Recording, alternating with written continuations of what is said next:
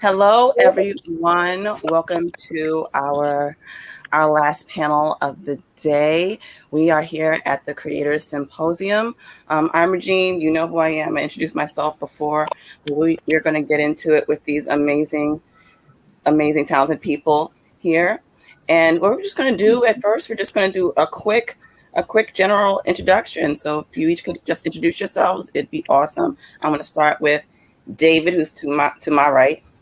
Hello, everybody. My name is David F. Walker. I'm a writer. That is super brief. Yep. You said be brief, right? True. I did. I feel like it's a challenge. I'm intimidated. I'm intimidated by everyone on this panel. And because I've worked with some of you, but the rest of you I admire so much that I don't want to build myself up. Oh my goodness. Kelly Sue. Hi, my name is Kelly Sue DeConnick, and David F. Walker is the author of Bitterroot.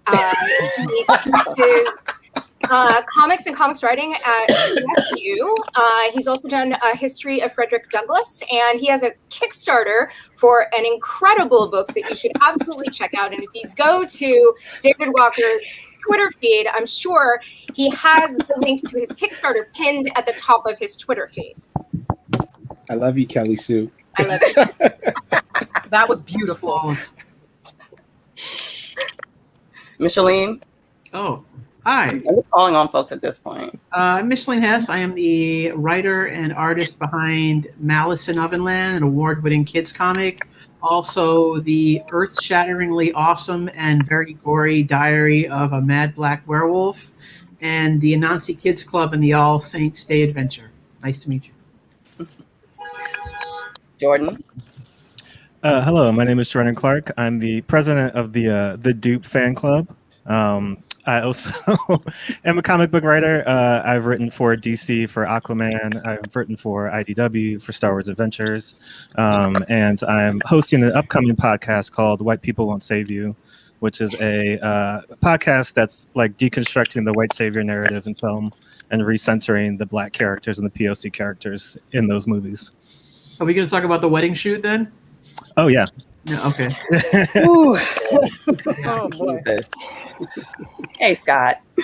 Hey, I'm Scott Snyder. I'm a writer. I've written for DC and Image, and I'm just super excited to be here, and I apologize in advance. I told everybody before I have to go switch to audio in a minute because I'm picking my kid up from camp around the corner. It was an emergency thing, but everything's good. Danny. Hey, I'm Danny Lohr. I am a writer of comics and prose.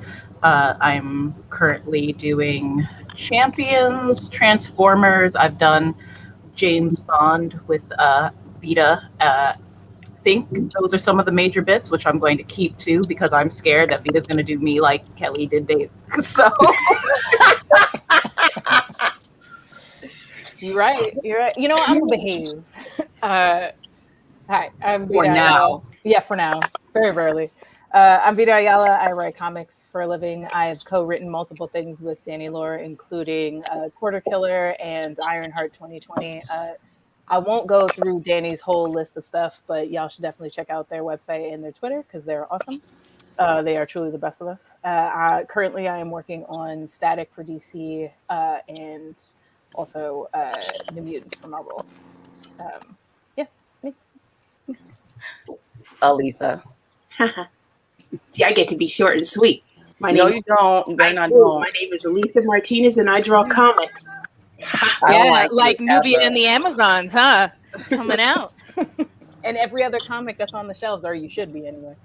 I think we would need all of us to list all of your wonderful exploits, to be fair. You get to be short because your list is probably the longest. That's true. I get to be short because she made the mistake of putting me way over here. So let's move on. Here we go.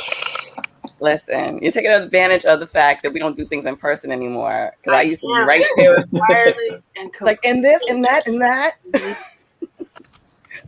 And last but certainly not least, Kwanzaa. Hey everybody, I'm Kwanzaa Sagifo, best known for my comic series Black that asked the question, what if only Black people had superpowers? The sequel White is out this week. I think the second reprint came out yesterday. I don't keep up with that stuff, though I should. And yeah, that's what I'm known for. And popping off on Twitter. Those are my two things. Word. We're going to get into it. You forgot to mention that you're a singer, too. Oh, yeah. And a beautiful voice. Oh, we didn't say secret skills now. Come on. Oh, okay. That's secret. Ooh, I miss karaoke. Oh my gosh. So let's get into it a little bit. My first question is, tell us how you've been doing during the pandemic. Yeah, this is one of those panels. Just 3 pointed questions. That's it. I just want to hear y'all talk. Why did you ask that question? Are you insane? Because pertinent. Like one of the worst moments of my life. This is called a symposium. That's why it's called symposium. Tell us about it. That's what the panel's for. Tell us about it. Well, I'll start. It was like with a lot of people, it was really, really rough for me. Not just, all the typical reasons, but I really went into a very bad creative slump, like a creative depression. Wasn't getting nearly enough work done. But the flip side of that is that I knew, like, when you get that imposter syndrome and you're like, oh, I'm not capable of anything, like that was every day for months and months and months. But as I pushed through to the other side, I feel like I've come out on another side of my creativity, if that makes sense, that I'm just getting to now. And in trying to look on the bright side of things, I feel like I don't think I could have gotten here if things hadn't gotten so bad for me, right? If I just been sort of complacent, if there had been a steady amount of work, all of those sort of things. And right now I feel more creatively fulfilled than I have felt in a really, really long time. And I again, if I were to say, oh man, COVID ruined my life, and like where would that get me? So it was difficult, but I feel like I'm turning things around. Somewhat similarly, a lot of the quarantine was really difficult for me. I've talked about this in the past, but it really hit at almost literally the start of my career. Like I had only started publishing the year before, and right as it hit was literally going to be, quarantine was announced the week of my first prose short story in like a bookstore anthology, and right before I was supposed to go to Emerald Comic-Con for the first time. So it like hit really big, and then there was a lot of questions about when work would happen for a lot of us, and there was a lot of that fear of kind of having lost the momentum and kind of falling between the cracks. And I was really fortunate that my friends that I had made in the industry, both as writers, artists, letterers, editors, really had my back. And whether it was hey, I need to find someone for a 5-page project, to pushing when they could. I've gotten that support, and then things kind of swung in the whole other direction, where suddenly I was doing much more than I think I had ever done professionally, which is its own set of bumps. I think when you are not used to being particularly busy, and you don't have the perspective of what the different projects are in relation to each other. And I think that was probably the biggest learning process of quarantine, is what it means to be doing a bunch of new stuff all at once in 5 different projects. I'm very happy with where I am and what I've learned, but that was its own set of like anxiety stressors, I think. Yeah, I'll say, like, it feels surreal because I don't feel like it's over yet. It's not.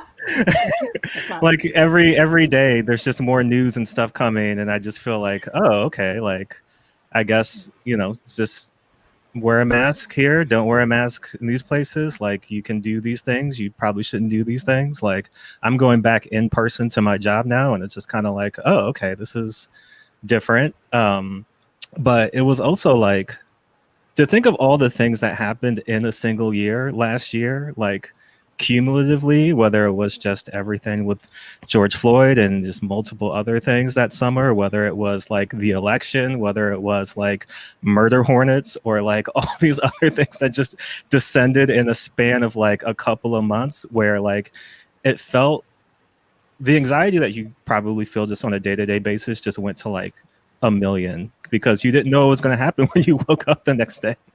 And I feel like that has somewhat subsided. And similar to Danny, it was kind of strange because it was like, oh, like my first big DC project like launches this year, where it's like, not only can I not promote it, but like, not maybe comics are over, but there was just so much uncertainty in terms of like what the industry was going to look like coming out the other side, that, you know, it's kind of like, oh, okay, like I'm glad I got this one. Like, I don't know what's going to happen, you know, 2-3 months from now.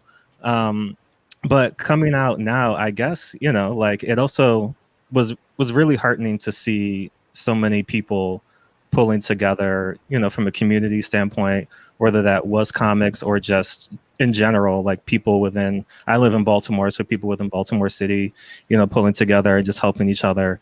And just kind of regaining perspective, I guess, life perspective, in a way of being able to like reprioritize the things that matter to you, reprioritize the things that you want to do in life, and kind of set new goals while also like caring for yourself. I hope that's the biggest lesson we learned, is how to care for ourselves, because like from a day-to-day just like living situation, like it was super rough, but I also feel like I did learn how to say no to things, and also like step back and prioritize myself in a way that I wasn't doing before, where it's just like, got to do the next thing, got to move to the next thing. Like, you can't really stop. So yeah, like I'm grateful for, you know, all the good things that I found last year, but would never go back to 2020 ever.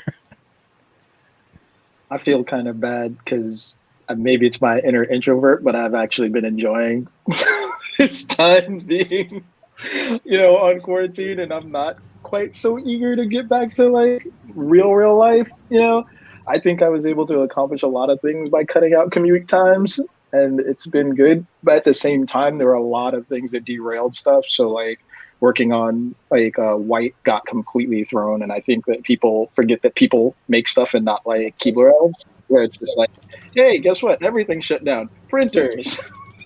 People who deliver books, like all that stuff just come grinding to a halt, you know? So that kind of stuff I felt frustrated about, because I knew that it impacted other people and their livelihood. So I think like for me personally, the stress wasn't there, but I felt for everybody who, you know, was like getting laid off, you know, people who work, you know, in like retail, people who work in, why is my mind drawing a blank? But people who work in the restaurant industry. It was just seeing that, especially because I live in New York, where it's like suddenly everything, like you're seeing it change from like this vibrant city to like, you know, Times Square looking like it did back during the Warriors. And it's like that part, the external thing, and like was really looking like jarring. Demon City. Yeah.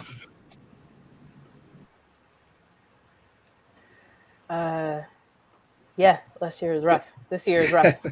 Both years have been rough. I feel like it is incredibly difficult to explain to people who don't use their creativity for a living how draining it is to just be worried all the time about other people. Like, it's not even like just your own stuff, but just seeing all of these things happen. It's like we're living every single post-apocalyptic like future like at once, and I'm like, that's too much. Like, I just like but also it has, like, you know, like others have been saying, it's been really heartening to see people pull together and to figure out ways not just to survive on their own, but to kind of try and uplift everyone else in the community, which is really awesome, whether it be people promoting each other's work, people figuring out new ways to distribute things, all this kind of stuff. It's been, you know, that gives a lot of hope, which to me is that's what I run on. So it's been a little rough.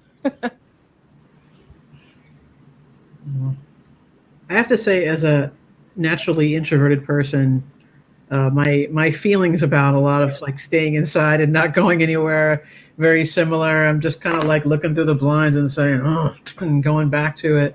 Um, I have to say, interestingly, my artistic development and evolution as an artist really took off because during that time I spent a lot of time just running to art, my own personal art, as a means of comforting myself, along with bags of White Castles. But you get what I'm saying. So I was exploring a lot of stuff that I never explored before, and surprisingly, work it's been like a combination of pressing all the right buttons and hitting the right levers, and then like some luck that I've actually had work coming fairly consistently. The real hiccup for me has been having to take on more responsibilities as my mom's caregiver and kind of stepping way out of my comfort zone.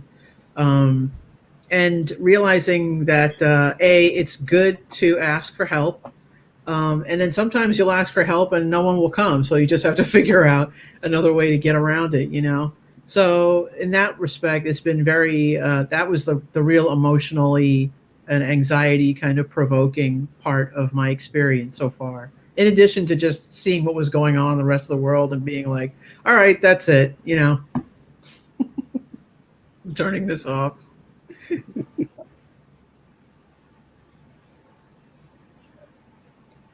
Looking Thank you, Kelly Sue. waiting to hear the rest of this. Have everyone answer this question individually, right? I'll say Kelly Sue's answer. You ready? Great. Okay, so All right. my son got so tall that he blew everybody's mind, and he freaks everybody out now. No, that was I saw Kelly Sue and her whole family like 2 weeks ago, and her son, he's 13, 14 now. He's taller than me, and it is the craziest thing I've ever experienced. It's so difficult, but it was great seeing everybody. Yeah, and I'm 5 feet tall, so it's very strange. He's taller than me. He didn't wear shoes during the entire quarantine, so we didn't know. And he went to because he never went outside, right? And then so he had to do a performance for school, and he had to wear shoes on his Zoom because it was a full body performance, and we didn't have any shoes that fit him. And he had been in an 8.5, and he's now in an 11.5. So that's my story about my son's feet. So you're welcome. Yeah, I don't know. I don't know that I could add anything. It's been hard. It's been complicated. I think the complexity has been the thing I've been trying to embrace in all things in the last. I turned 50 last summer, and so yeah, I made it, you guys. But I mean, it was a big thing. I'm not sad about it, and I'm certainly not trying to hide it. But there is, you know, fives and zeros in our numerical system. Sort of like we mind those as signposts, and being like, all right, well, probably not going to make it to 100, but you never know. So I'm at least halfway there, and I only have a limited number of projects in me. I have a limited number of ways I can contribute to the world. And so I really need to be thoughtful about how I approach things from here. I'm not an introvert, but I have enjoyed being able to cancel travel and trips and take some time to think. I have been busier than I've ever been in my life, and that's been incredibly stressful. But I also understand when there are people who haven't been able to work in ways where they can keep themselves safe, that my struggle of like, oh, in my nice house where I can't keep up with all my jobs is like, you know what, probably not a thing to complain about. So complexity, you know, it's somehow the trauma of the Trump administration was more anxiety inducing than the actual pandemic for me. And I mean, the pandemic has been scary, but at least I felt like I knew what to do, you know, like, and I'm not sure that's true now that I say it out loud, but there we go. No, but that makes sense, because I remember in the early days, the first couple of weeks of the pandemic, I was always saying, you know, I'm not scared of this thing because I'm more likely to get shot by the cops or, you know, something like that. And then I went through the extreme paranoia of infection. But now I'm back to being more afraid of the cops than I am of a virus, you know.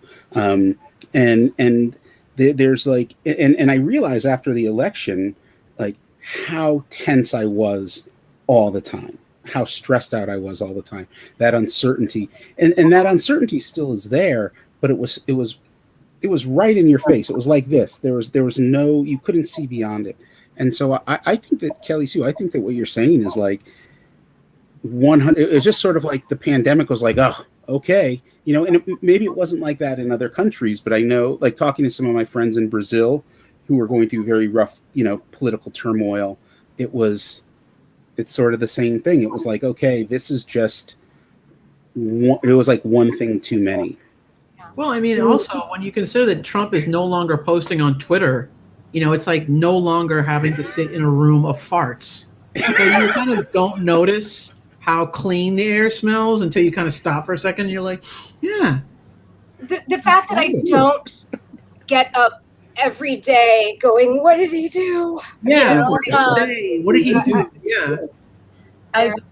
It's interesting how you're talking about complexities, because one of the big blessings for me, I think, was, and not everyone gets to have this, is that the relationship between me and my wife was already such that being stuck in the house in a 1-bedroom apartment and both having to work was not a struggle, which is huge, because I have to acknowledge that were that not the case, were we the sort of people who weren't, you know, LOL, we're so codependent, or, you know, like we didn't just like being in the exact same space as often as we did, I would not be as successful as I was this year.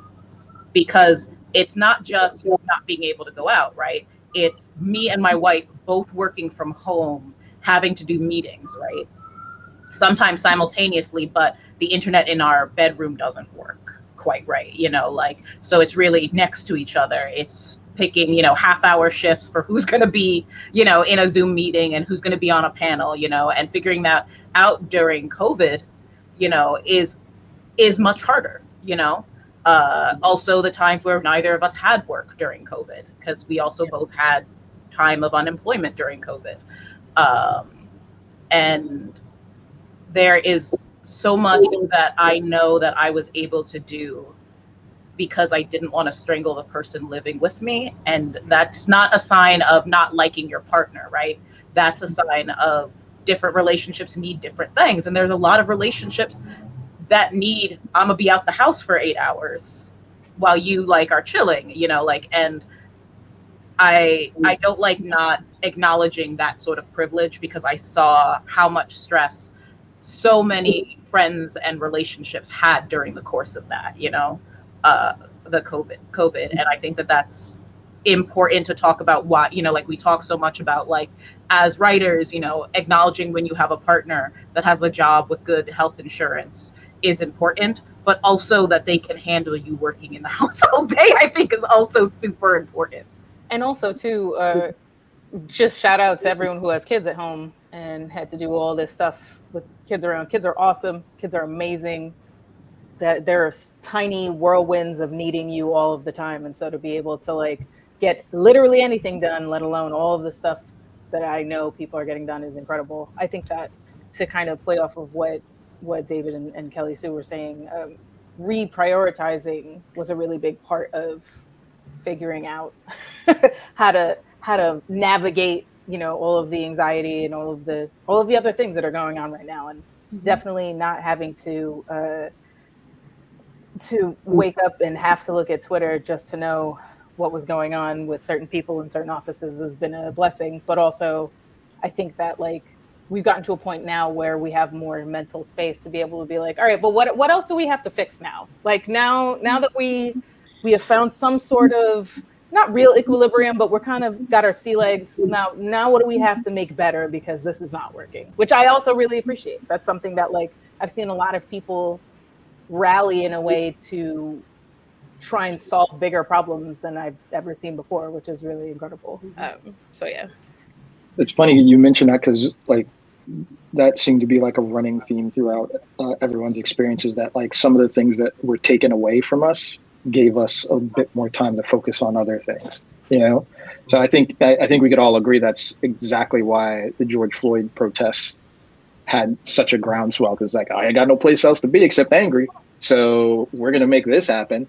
But I think on a personal level for everyone, you know, having certain things not be a necessity in your life anymore really kind of gave you room to reassess with your like personal relationships, with work, with all those things. And there are some odd positives that come out of the, you know, terror of a micro evolving around us. Well, I'm sorry I went on that dark spin at the end. Didn't mean to curve like that. It's fine. It's fine. It's also easier to buy yeast. Remember the yeast shortage? Remember I sent Danny yeast. I sent Danny Oh, yeast. but Regine, did I tell you? Find yeast anywhere. If you want a quarantine nightmare, please understand that after Regine sent me yeast, Oh no. the gas in my building shut down. No. And I didn't have a stove until this past February. Yep. For the entire quarantine, I was in the Bronx with no stove. And I had this same thing. Yeah. What's with the Bronx? Because Con Ed dragging things about getting to the buildings, in addition to also, thank goodness I have a new super now, so I have a stove. But like, so on top of all of that, like I had to literally feed myself with like, fortunately I could afford it, but like McDonald's and Domino's, because those were the only two places open for months that would deliver to my house because I had no stove. Which is not good when you are stuck at home, not being able to move around, because it feeds into the solitary depression vibe. Like, I love me McDonald's, I love me Domino's, but I like being excited about it, not being like that's my only choice. But yeah, so wait, Danny, how much of the menu did you explore? Like at a certain point where you're just like, I haven't had this before. I don't explore menus. That's the worst part. I pick two things. Wow. I'm either having quarter pounder without cheese or I'm having McNuggets. There's nothing else I eat. Oh man. I still feel like I want to read the story of this. I want to see this turned into either prose or comic. Either way, I know you've got the voice to do it, and I feel like there's some very universal truths in that. So I'm throwing down the gauntlet, Danny. It'll happen.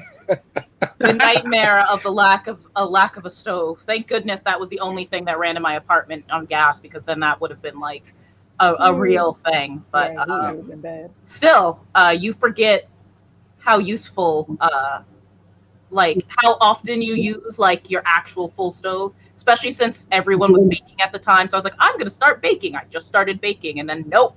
Now I have so much flour in my house. We had a similar, not a similar experience, but a problem with our stove that led to us being gassed out twice. And I remember going, you know what? This is terrible. I still have an oven, but I have no microwave, so we couldn't like cook anything for a while. And I was like, Danny's up there in the Bronx just living this life 24/7. I don't know if I could do this. I don't know. I have to walk somewhere else and just figure it out. I don't know. Maybe we'll start a fire in the backyard or something. That's what I I had a few deliveries of food from my mother, just pans of stuff that can be reheated, but you can only do that so often to my poor mother. I have a creative question for everybody, and because I know that Danny, you and Vita live fairly close together, I believe, right? Don't you? Or no? So, okay. Danny lives 2 different boroughs. Okay. So Danny I'll scratch the first 2 part. hours and a half away from me, maybe. In times of not COVID, we live close enough that we see each other very regularly because there are nice meeting points. Okay. In times of COVID, it had been a year since I had seen Vita, and anyone who's ever encountered the two of us knows how buck wild it is. Yeah, For Danny's it up to- there in the north with like the Starks, and I'm down here in Dorne. It's pretty rough. Like, Okay. I think our decade-long friendship has had us going no more than maybe a month not seeing each other up until COVID. So, But real And- quick, and- real and quick, this goes- Alisa hasn't said a word. That's right. Yes, How has your pandemic been? You think I Hiding. don't see you? yes, I know. always see Why? you. Why? No. You were sitting there enjoying the conversation too. I I'll am. tell I'm you. like, ooh, there's people, and I'm listening to them talk. Of fun. Like, what pandemic? I have no words for this past year except I lost a lot of family and friends. You're cut off, especially having most of my family outside of the United States. So it's like you're wearing a mask constantly, and you're getting shocks constantly to the point where, you know, I had to figure out how to teach at home. My son graduated this year, so he had to spend the last year and a half of his high school career indoors here trying to figure out this whole new way. For him, it was wonderful because he hated being forced out the door every morning anyway. And then we decided what we would change about ourselves. So, of course, I've got time. I'm going to work on personal growth. So we turned it on. We turned all that stuff we would usually put outward, inward, so that we lost a whole. Wait till you see Michael. You're going to be shocked. If you're shocked with a 13-year-old, look at this young man now. I haven't seen him in like 4 years when we were all in Texas together. So yeah, Get ready that'll to be- feel old. Really old. I feel Really? ancient when I see Michael. I just feel like I'm 100 years old. Well, just cute. He's When he was towering. right up to, I remember when he was right up to your hips. Yeah, now it's like this, and he rides a broomstick very well. I want to tell you, he's still a little witch riding around my house, and I'm stuck in here with him, with this teenager that's like, oh, I can't kill him, and it's too late to send him back. Okay. But more so, I'm finding that work-wise, I have too much. It's too much. I can't keep up, and the demands are very difficult. Like now, SVA has made me have to go back to teach in person for the first time. And that was not only just shocking, but when you're juggling 5 books, that's very difficult to like, I'm going to take time out to go downtown for 8 hours today. It's like, no, I can't find the time. But it's like, you'll find that time. You'll find this minute. You'll find it. And at this point, I don't sleep anymore. I didn't sleep before. Now I'm like, I slept for the first time 2 hours before this panel, and my editor called to do a massive correction. And my kid told him, oh, she's sleeping. Oh! And You that's need to rest. no. That's for other people. Don't you know that I am immortal and I cannot rest? I cannot sleep. I have to do this. I have to be on 24 hours a day, 7 days a week. You have to be able to reach me. I have to be able to, like tomorrow morning, I will work all the way through from now, go back, do the correction, work on 2 pages, leave my house and teach, come back, bake a birthday cake for my kid, do all of this stuff right through to make sure by Monday I've got how many pages of Nubia done, how many pages of the other book done, how many pages of this ink constantly, and then do all those grading. And you must not fail. So I'm finding that it's like, it's gotten that much worse that I cannot have a minute to myself. I can't afford any failure whatsoever because the demand is so great. as I gotta say, related to that, that's why I get really angry when writers don't credit their artists every time someone says that their book is sickening, because like the amount of labor on top of living your day to day and the context of all of this stuff, right? Because like there's, you know, artists outside of a pandemic suffer like a lot of physical injuries and things like that due to art, right? And then on top of that, a lot of people just not being able to move as much, which just makes that worse. And this is just my PSA that if you are a writer who doesn't immediately compliment your team every time someone compliments your book, I will personally fight you. I will find you and I will hunt you down, and we will just go at it. That's another book I want to read. Is Danny just hunting people across the country Scott, for are you not trying to credit? say something? Yeah, yeah. I'm one of. I just wanted to say how nice it is to hear the refrain that everybody is working so much. Do you know what I mean? Like I think all of us, like when the pandemic hit, and apologies again, I sent everybody whose email I have on this panel. I forwarded the reason that I'm in transit because my kids' daycare shut down because they had a COVID positive test yesterday. So me and my wife are just juggling, running around trying to get kids right and left from the different drop-offs. So I apologize. I was looking forward to this panel tremendously, and I hate having to do it this way. But yeah, I mean, I think for us the biggest thing was just we have a kid that he had a craniotomy when he was 6 months old, and he was on a ventilator, and so they were worried about whether or not he'd have respiratory problems.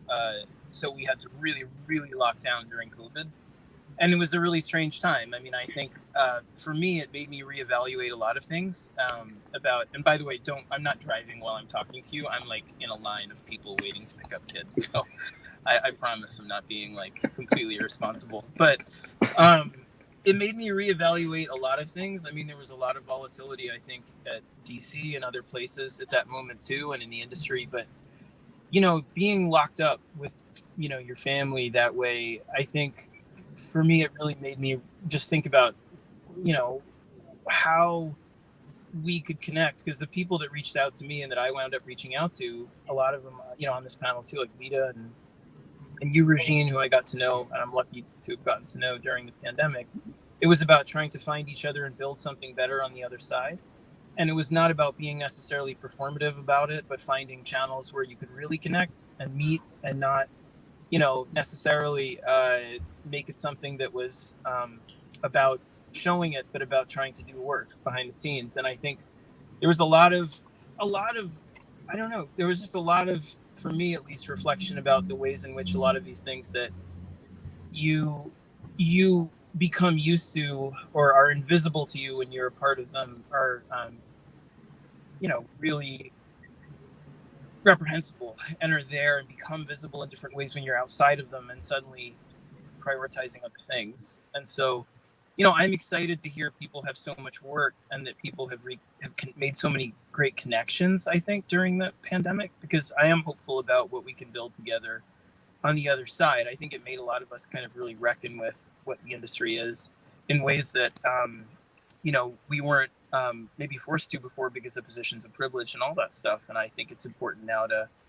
to be able to have really blunt conversations and to think about what we want to build together, because everything is so fluid and changing and volatile that I think it really is a matter of what we make it at this point, too, together. So I don't know. But Well, it's been crazy. That gets me to the next question. We often talk about the evolution of the industry and how things have changed. What are the things that need changing that we don't speak enough about? And how do you think we can implement those changes as a collective? Yes, David, yes. All of it. It all needs change. There's so much, but I think that, I could talk about the lack of respect that writers and artists who create the comics get from film and television, and then the economic, the lack of economic support from both the publishers and then the companies that take what we've created and turn it into multi-billion-dollar pieces of entertainment.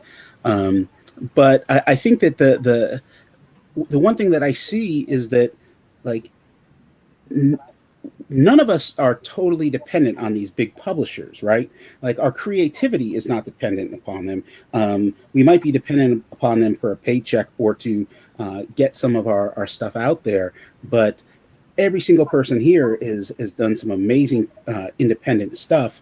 And like, I whatever lack of love I had for big publishers died completely during the pandemic. And now all I think about is the independent stuff that I want to do, and the people that I want to work with, more importantly, because like when I look at this, everybody on the symposium, this is what I want to see represented in the industry as a whole, only more so, right? I want to see more people that don't look like me, that don't look like the same old that I grew up reading the comics they created, and we've had to adapt and adjust and change in so many ways over the last 14, 15 months. I'm hoping that this industry will adapt and adjust and change in a positive way, and that we don't go back to the way things used to be.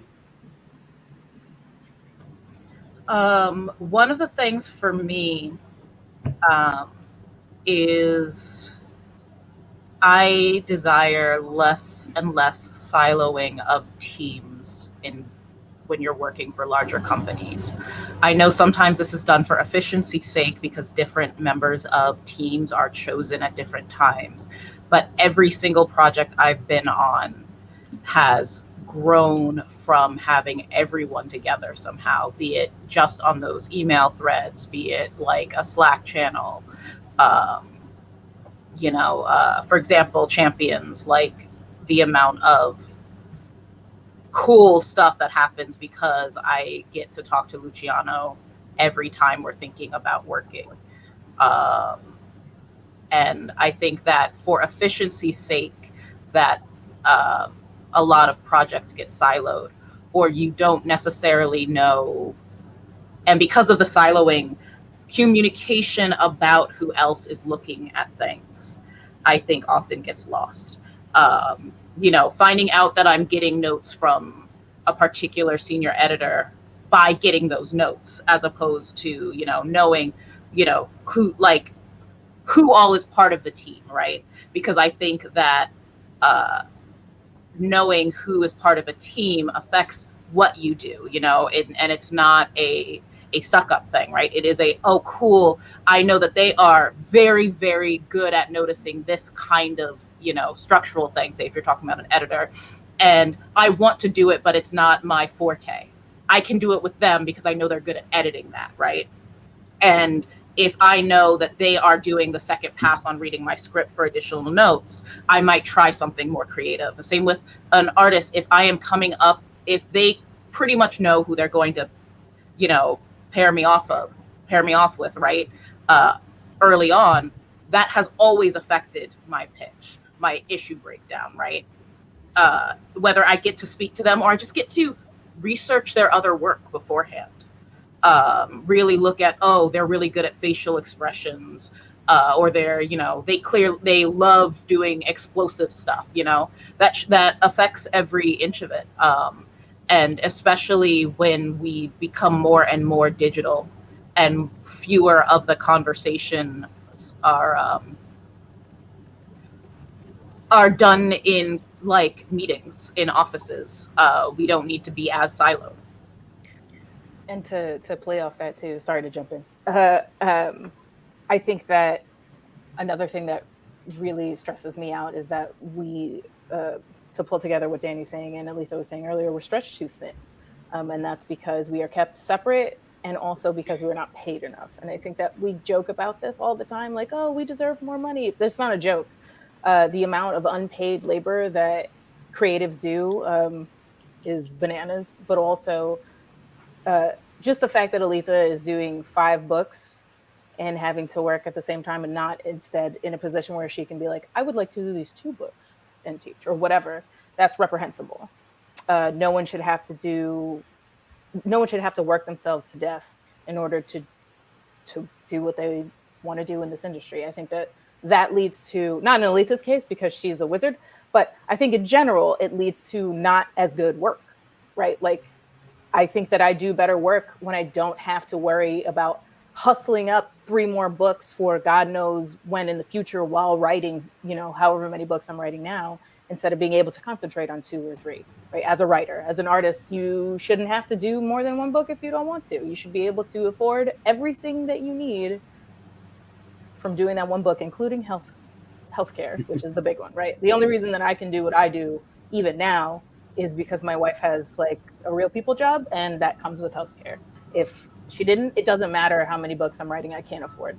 I live in New York City. I can't afford healthcare, rent, and all these other things, and I don't have the kid, right? So like, on top of that, I know so many creators with families that like you shouldn't have to work yourself to the bone in order to produce enough money to live. That's across the board. But we really don't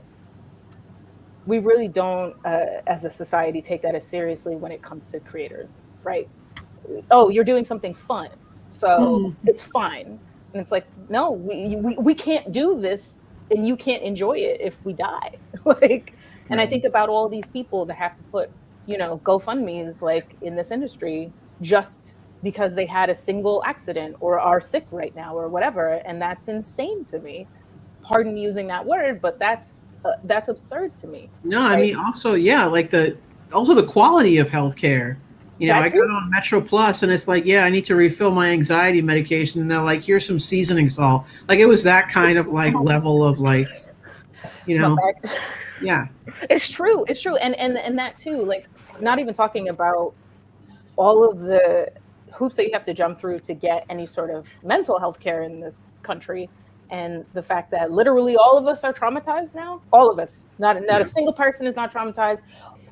Everyone listening to this or watching, you have PTSD. You have it. It's done, right? And then on top of that, it just so happens that a lot of creatives have mental health issues that, they need help with. So together, the fact that anyone is doing anything is really impressive. But I will always be the loud one and be like, we need to be paid so that we can continue. If you like what we're doing, make sure that we can live to continue to do it. We're not things. We're not just putting out content. I hate when we talk about content. We're putting out, things of, we're putting out parts of ourselves. And if you're going to take that in, then you should make sure that we can continue to survive. Anyway, that's my soapbox though. Related to that's accurate. Clarity is, sorry. Oh, no, I was going to say that, like, I can attest to the fact that I wouldn't be able to make comics if I didn't have a full-time job. It makes it harder.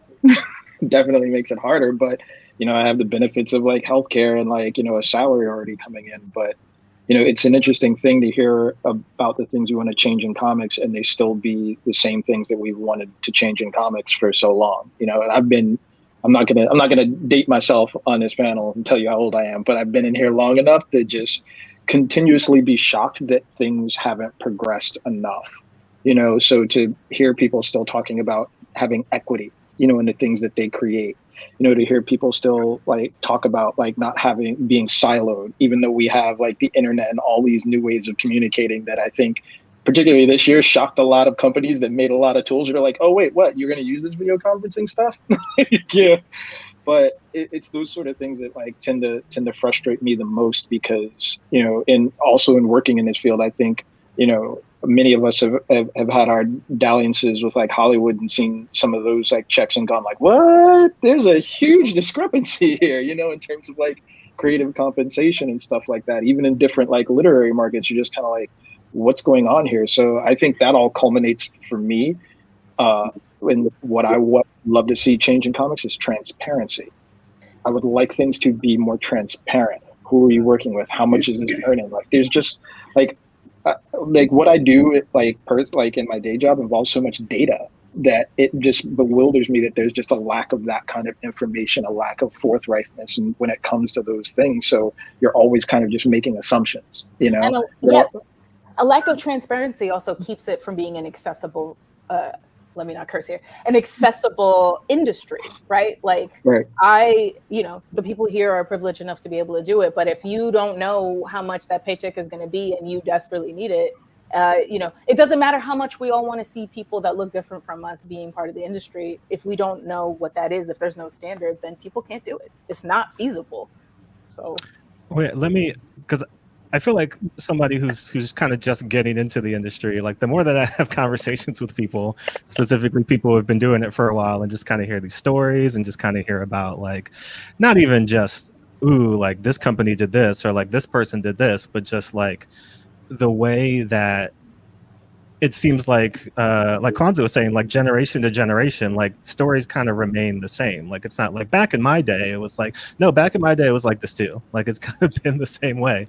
And I think the two things, speaking to transparency and just a lot of other things in the industry, is like, for me, you know, as a Black person trying to get into the comic book industry, like comics in general seemingly prides itself in a lot of like smoke and mirrors and like run around and like, ooh, you're just gonna have to find out for yourself how this works. Like if you're lucky enough to get in behind a screen, like then you can learn all the secrets. But if you're trying to get in general, like it's just stonewalled, or you're going to have to do a lot of work and research. And I think, you know, as we look around at, you know, diversity initiatives and a lot of stuff, you know, where we're trying to get different people into the industry, you know, if you're talking about whether it be just kind of like, oh yeah, we'll throw you like this and like it's sink or swim, or we'll you know, we'll kind of reach out to like just one. Like that was the kind of the thing that was like last year felt like diversity Olympics of like, we've got one slot for somebody who looks like this, and everybody, you know, jump in and like, let's see who's the best. And then the rest of you, sorry, like, and it's crazy too, when you look at, you know, I think specifically of Kelly Sue and what she does with the Visible Women hashtag, and like the fact that that is a necessary thing that publishers and other people like need creatives and other people to just kind of like spotlight very talented people. Like when I go down those hashtags, Visible Women, Drawing While Black, like all these other things, and I'm just like, you aren't working right now. Like you are trying to get, how is that possible? Because like you are incredible. And so it leads to stuff where you do have people working on like, oh yeah, we'll give you like a trial run. Like here's a little something for you. And there's a lot of like predatory stuff where, you know, people are being exploited for their work, but not being compensated for what they should be owed because of, whether it be because they're Black or because they're a woman or because they're queer, or like all this stuff. Because when you look at what other people are making, you're just like, huh, okay, that's news to me. And then, but you extrapolate that too out to just the readership, right? Like there's the drive for diversity within the industry, but there's also the drive for diversity within the readership. But if you're not giving people stuff that reflects them accurately and stuff that looks like who they are, but also reflects what they go through, because again, when you're doing diversity Olympics and there's just one, like one Black person can't tell the Black experience in totality. One queer person can't tell the queer experience in totality. Like there needs to be more people of variety, the diversity within diversity, to tell these stories, to get people coming in. Because when you look at manga and you look at publishing, you even look at the book market with the YA books that they put out and how successful they are and how they're reaching millions of people. Like Raina Telgemeier sells more books than any single, and all of us combined. Like, just she's doing it, but it's not like, oh, like, you know, these are just kids' books. Like those are good books. Like they're real good, really good books, and she's making lots of money because of it. But there should be room in the industry for all of us to do similar things. Like not everybody's going to have the same level of success, and people's definitions of success are going to differ. But it's the opportunity for people to even get a chance to do these things. And when you look around and you see how many people are just like having to, you know, Kickstarter is great and I love Kickstarter, but I'd also love people to just get paid like straight up for what they're doing, you know? It's funny you bring that up, and there was just one point in there where you were talking about, you know, what other people are making and stuff like that. And that's that part about transparency, because I could go on Glassdoor right now and type in any position I like except comic book writer and see how much somebody's getting paid, and like see what the range is, at least. Like if you're a beginner in an industry, if you're a senior, if you're at EVP level. And that's part of like that transparency thing that we just like completely still lack, you know? And I think that that's a core thing. Connected is that no matter what, this is the industry that the longer you're in it, the less you're going to be paid. The longer you're on something, your salary will drop. I've been doing it long enough to know exactly what's going on and watch how it's changing, how it feels to still be voiceless after all this time. I work really hard, not only just because I have to. I have a massive family to support. It's different when you have a foot outside the country. You know, you talk about the pandemic here, talk about it in Honduras. when I have family on both sides of the island and there is zero income. That means my income has to stretch for 4 different households. That means I'm working so long because it's not just here. If I just shut down and it's just me and my kid, I'd be fine on one. But my brother, my other brother, my mother, you've got to keep, you need a lot of money. And luckily I'm in a position where, that you can generate it. But that means how many hours in your day? But what I'm worried about and what I keep seeing in this industry that's happening, and it's frightening me to death, is the segregation that I see happening, where you're getting more and more people drawing, like they'll hire me to do a certain type of book or a certain thing, or I'll notice you're doing a certain type of character. Somebody asked me, how did it feel to draw Wolverine? He's so very masculine. Like, me and Wolverine have danced many times over the years. You're the only one that doesn't know because I'm constantly new. It's like, why would I have trouble drawing a male character? Why would I have trouble or feel weird about drawing this other type of character? It's like, you put it in front of me, I will draw it. I always said, I'm an industry whore. I will draw what you tell me to draw. To an extent, I've learned my limit. But, you pay me, I will draw it. That's how it works. And connected particularly to that, and what everyone else is saying, is that more so than I think a lot of industries, comics lends itself to this constant feeling of auditioning, no matter how long you've been here, that it feels like, and I think the most similar thing to this would be acting, the other place where this happens, where it feels, but like the difference is mid-project. A lot of times you will find larger companies, larger franchises, licenses that will still approach everyone as if they should still be psychologically grateful for being in the room. And one of the ways that this shows up that I think really everyone kind of danced around is the pitching audition process. When you are pitching a book, no matter whether or not you know whether you're going to get it, it is the same exact amount of free labor. Be it from, what we often call like bake-offs, where there's just a bunch of writers and you don't know, to, an editor being like, I want to see if we can get them to sign off this book, to, we know that you're going to do it, we just need to perfect the pitch. That all of those are I'm always expected to give the same amount of attention and focus to each of those pitch documents. And when you think about it, you're not, almost across the board, you're not getting paid for any of that work. And you're doing that wild dance. And oftentimes, I've come up across recently where there have been bake-offs that I have said no to. And then it turns out a good friend of mine got the job. And had I known that they were in the pool, never would have done it. I definitely would have just instead of being just like, yo, you should go with them, Same. Like that kind of thing. And the fact of the matter is, I get that sometimes you get approached by an editor who has to go, I want to do this with you. I don't know if the higher ups are going to say yes. So you work on a pitch, but that if it happens, it's going to be you. And and that's free labor, but it's such a different free labor because of the clarity, right?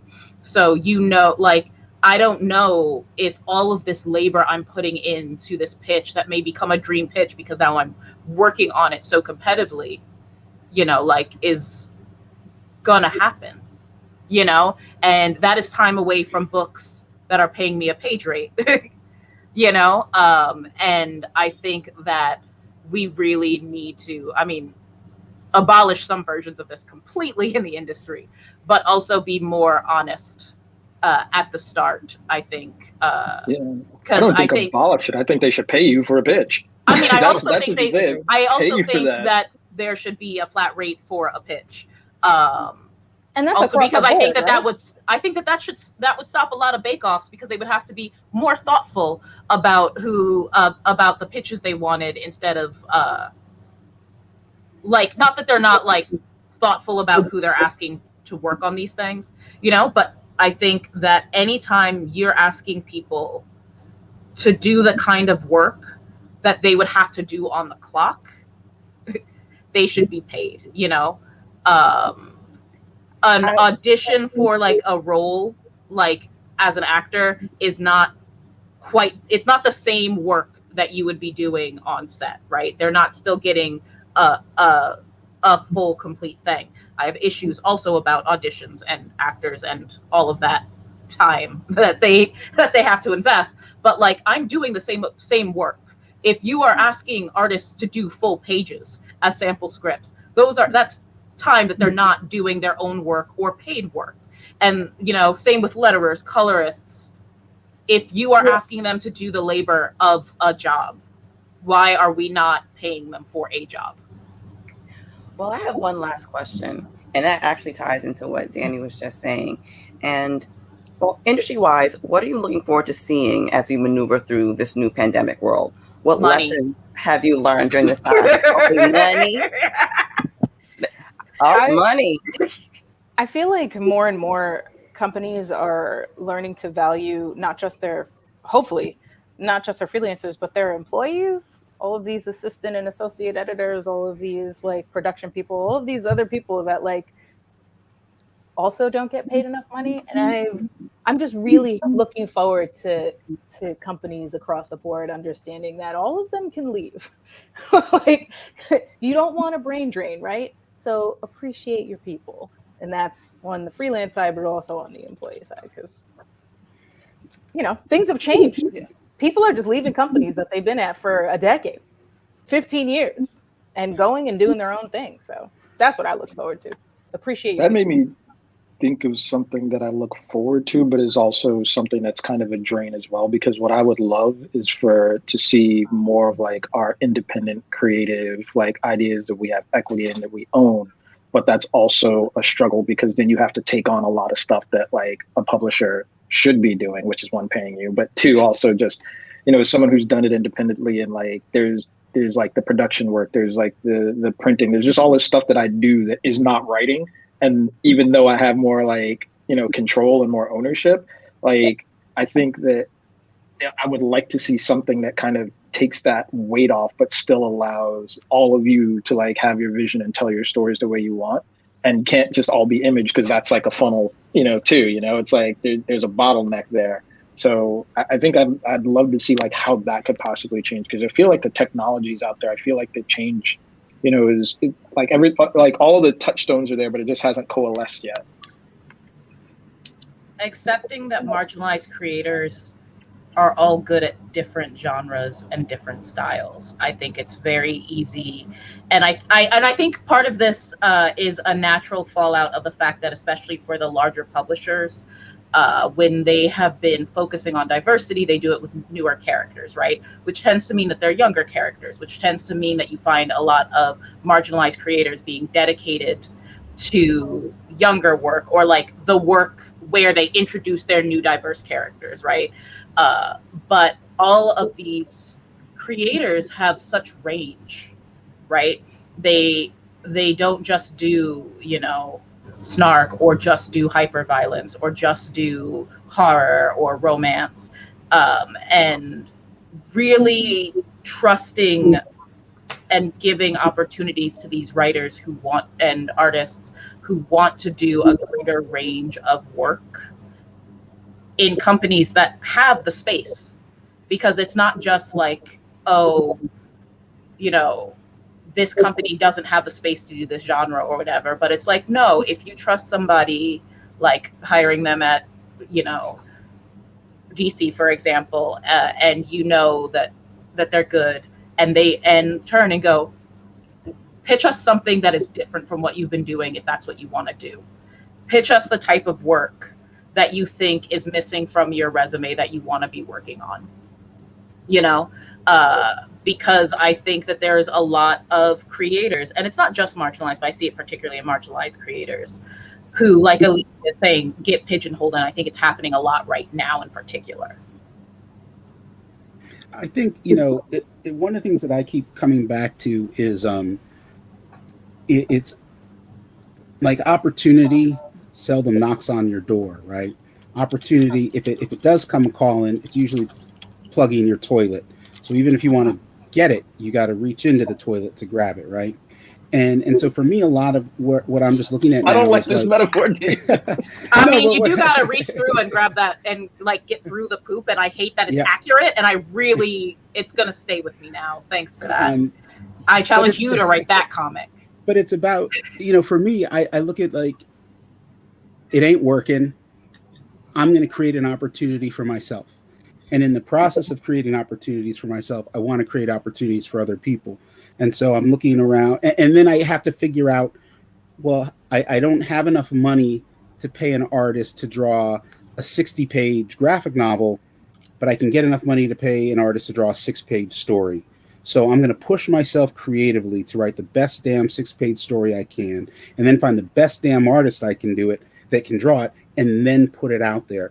And I was fortunate enough in that the best work that I've done in the last year were all short stories for different publishers. And the reason I agreed to do them was because the artists that were attached to draw them were so diverse in their talent that I was scared to write for them. I didn't think I had what it took to write for these particular artists.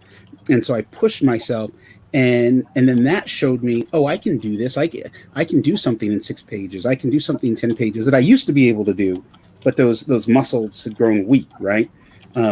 And so then I took that and I started writing more stories and looking around for the right artists that I could afford to pay, that I wouldn't be completely exploiting, and in a lot of cases telling them, I'm not exactly sure what I'm doing with this story, so this might take a while for me to get through it. So I'm not in any hurry. But it's all about creating opportunities for myself. And I hope to see more people do it, because these companies aren't necessarily going to rescue us, right? We're just going to become, it's the same principle as sharecropping, right? We went from slavery to sharecropping. All the slaves got set free, and then the owners gave everybody all the equipment that they needed to keep working the plantation and just charged them rent, right? So we just changed one, disgusting scenario for another one. And for me, it's just like, I would rather be making comics for, a couple bucks and putting them up on Webtoons or wherever, and not having to put up with the crap from some of the editors that I've had to put up with for the bad money, right? Because there's nothing, I'm sure we've all been there. There's nothing worse than when when we're at a convention or something. And first of all, I'm blessed. I'm so blessed to do this for a living and to be in the position that I'm in. But when someone comes up and they want you to sign that comic that you wrote for that publisher that you hate, right? And it's their favorite comic of all time, and you don't want to burst their bubble and go, yeah, no, this was a nightmare. I don't want to do that anymore. And again, I'm thankful for those opportunities, but I saw a book announced today at one of the big 2 publishers, and I was like, oh, good. Maybe then they'll stop talking about when I was working on this character, because I'm tired of hearing about it, right? Because it's a reminder. This one particular project is a reminder of all of my shortcomings as a creative person, and all my shortcomings as that person who takes a stand against when somebody says, oh, we want you to change this, and you think, I would never change this. And then suddenly you're like, well, I got to get this paycheck. I guess I'll change it. And I'm tired of that. So that's for me. That's what I want to do. And I feel like the worst that can happen to me isn't that I don't get to make comics isn't that I don't get to work for Marvel or that I don't get to work for DC. That is not the worst thing that'll ever happen to me. The worst thing that'll ever happen to me is if someone says, you can't create in this medium that you love. And the thing is I'll always find a way to create in this medium I love. Even if I got to put it on, draw it on toilet paper, I'll do it. And I'll do stuff that I feel good about. I'm tired of creating things that I just sort of look at and go, oh yeah, that's how I paid my rent in November, but I'm not really happy with it. And again, I'm fortunate enough to be able to say these things and to be in this position. And there's times where I freak out and it's like, oh shit, the bills aren't getting paid this month, but I've always gotten through, right? And I would just like to think that there's some young creators out there that maybe through my experiences, I can help them avoid the same crap that I went through, the same crap that my mentors went through, all the people who took me by the hand and showed me how to get to where I'm at, they all had the same complaints that we have, right? And so in some cases, we're talking about creators that are, had been in the industry for 50, 60 years, longer than I've been alive. And it's like, I feel like I want to see and do more for this medium, not the industry, but for the medium. Oh, David, you're breaking my heart. Because I listen to all these. I'm every time I do one of these panels and I see all these wonderful people and I hear about what you're creating and what you're doing, I feel like I'm looking up at everybody. It really just this thing where you have something that I'm still trying so hard to get, because for myself personally, I don't know who this person is. This person they keep coming to or hiring is. That's different than I am. I wanted to enter this industry to tell stories. I have yet to tell my own story. Nobody would even listen to what I have to say. And I will draw a million things and I own none of it. And it means nothing to me. As much as I love it, this industry doesn't have a place for me or my real voice. So when I hear people talk of it, I don't even like to talk of myself, because it's like, who is this person? This is not the little girl who wanted to do this. She long ago learned that you cannot do this, that if I tell people what I really want to do, it is met with a no, and it's still met with a no. So I say nothing and you move on, or worse, I'll try very hard. And it's like, I heard my name. I'm still trying to battle down. My name is too flowery and ethnic for print. Yeah, not for comics, because I want to be a sci-fi writer. I want to write epic rolling space adventures. That's where I am. I love that so much.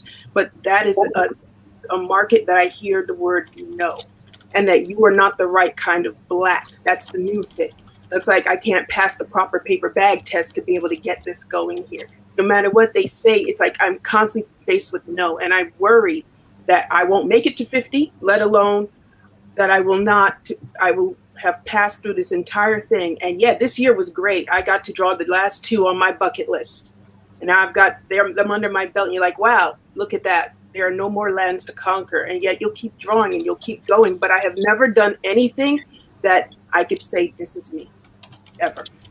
Well, I'm going to send you an email, Alita. I'm going to send you an email a little later, and we're going to get the conversation going, because you are a dope artist, and working with you was such a joy. You were I'm not exaggerating, you're the easiest artist I've ever worked with. It was such a pleasure working with you. Super fortunate to do 3 short stories with Alethea this year, and it was such a joy. And I was so hyped at the start of the project, and then with every page, because Lord knows those were difficult to scrunch in those stories.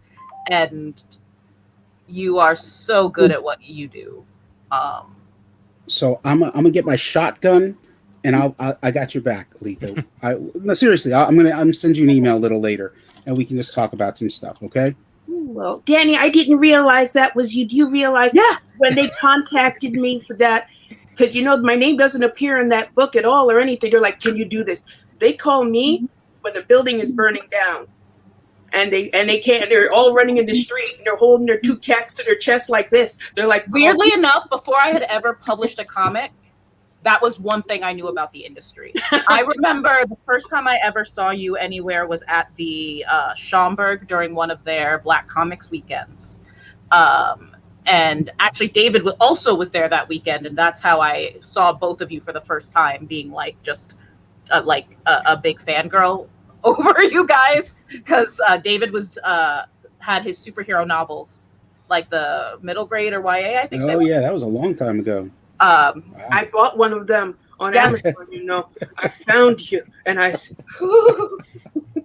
But yeah, one of the things that I have always known about the industry is, even if you didn't see her name, like, well, you have probably worked on if not your issue, an issue nearby yours, because you have been such a ridiculous pinch hitter for the industry. And if people knew the amount of work that you do without your name on it, their heads would spin like this was like Exorcist. They would not know what to do with themselves. There was, I just have to chime this in too, because Aletha, I didn't know you. I didn't know your name until there was a panel that you were on with Regine several years back at New York Comic Con. And I remember thinking at the time, how do I not know who this person is? And the fact that, and this will sound, saying this sounds so ridiculous to me, because this was a women in comics panel, or I believe it was that's what it was. Women of color in comics. And I was like so mortified at myself that I didn't know any of the people on the panel, that I didn't know anybody's work. And in that moment, I was like, well, it's not Aletha's fault that I don't know who she is. It's not Regine's fault that I don't know her work. It's my fault for not looking hard enough. And so now I'm trying harder, right? And the thing is that it's you know, it doesn't come to us when we want it. It comes to us when it's going to come to us, right? And it's so frustrating at times. And there's, you know, like I said, there's times in the pandemic where I just didn't even know if I was going to be able to do it anymore. You know, I was like, okay, as soon as the world opens back up, I'm going to Jack in the Box and getting a job. That's it. That's where I'm going. But then I also realized, like, and I say this to all of you because I've met just about every single one of you in person, I do believe. I can't tell you how much inspiration just knowing each of you has done for me, but also seeing your work has done for me, because none of you are people that I necessarily would have met otherwise, right? In whatever circle I was running in. And I think to myself, especially when I hear the frustrations that folks have gone through, or the difficulties, it's, you know, as much as my heart goes out to you, I'm not that much of an empathetic person. I just want to go out and kick somebody else's ass, right? I want to, like, whoever's done you wrong, that's who's on my hit list. And I've been friends with Vito long enough to know that is a form of empathy. Is it? Okay. But I do want to see, you know, I want to see all of us continue to thrive and survive, and all of you have my email address. So, you know, reach out anytime, especially if you feel like this is part of what keeps us going as creatives, right? Is the fact that they keep us separate. The publishers and the editors keep us separate. They put us in that silo because it breaks us down, right? And the thing is like, there's no reason to be broken down. Like, we can be there for each other. So all of you, you know, reach out anytime and know that the frustrations that each of us feels in our own way is being felt by other folks. Yeah, if I can spin positive near the end of real this, quick. Yeah, to the closing. Yeah.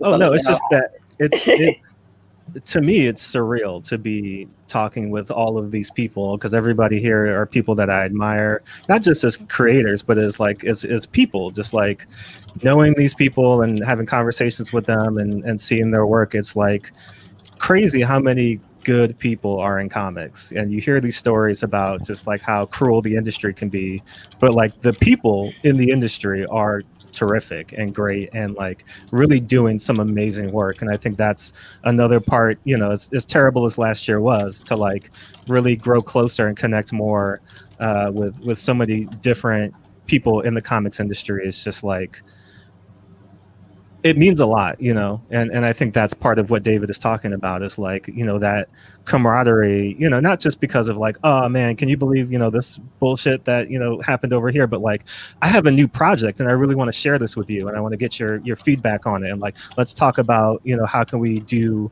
these new creative fun things that we have in mind, and figuring out how, you know, like, I'm just getting into things, but like, I'm already looking around me to see people within my peer group and under me and saying, how can I lift you up? Like, how can I bring you up, even if it's just a fraction of the way, so that we can all get closer? And I feel like if that's a thing that we can all do, either looking around us or, you know, looking at people who are just trying to get started themselves and like continue to build each other up. Like, comics is not an industry, it's a community, right? Like, if all the publishers went away, people would still make comics.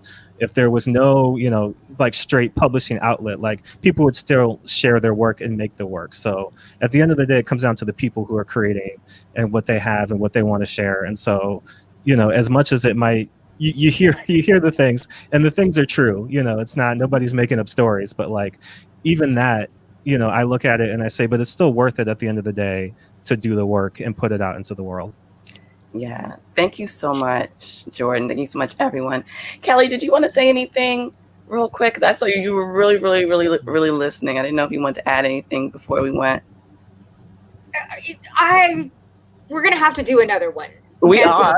and, We really have to do another one. and also maybe a conversation offline where Yes. we could really get into it. I think there's you know, I've been doing this for 18 years, and there's a lot to talk about, but I'm also in a format like this. I don't want to speak over or take airtime away from other folks, but I think there's a big important conversation to be had about why some of these things are, why there are institutional barriers to instituting some of these things, and how do we get behind what those institutional barriers are and start looking at, well, that has to be fixed before we can do that other thing, right? And also some of the yes, in our private chat here where we've all been going on, Danny mentions craft too, which I think is another huge part of this when we talk about the absence of a real career ladder. One of the problems is there are so few educational institutions that are teaching comicking, and so it's a genuine craft. It's not, you have to learn this stuff, and you get better at it with practice. And there is a thing that is problematic for me, where there are a lot of people who try to go from reading comics to getting hired to make professional comics, and there's a big complaint that I'm being kept out of this because I haven't written comics before. And it's like, well, yes, you are, because I'm not going to hire a plumber to fix my sink who has never fixed a sink before because he's really, really enthusiastic about washing his hands, right? It's not the same skill set. Correct. You know? Correct. And so you have to learn to make comics before anyone will hire you to make comics. Where are we teaching that?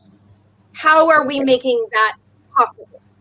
And how are we doing it in a way that makes less privileged people who are interested in the industry able to do it?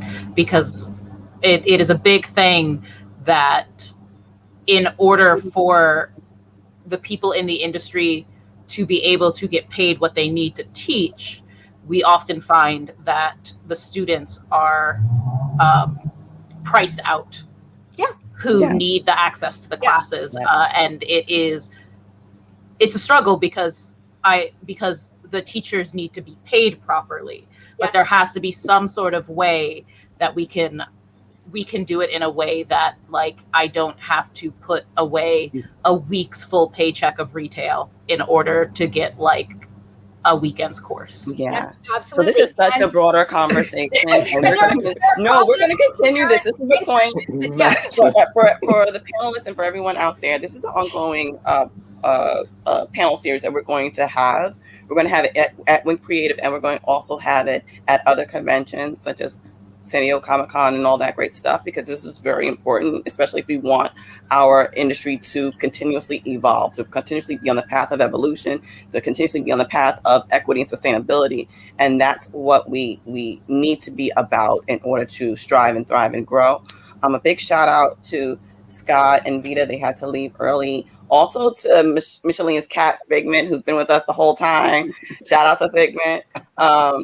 And our next workshop is actually a meditation. It's a closing meditation because we've talked about a lot of stuff throughout the whole day.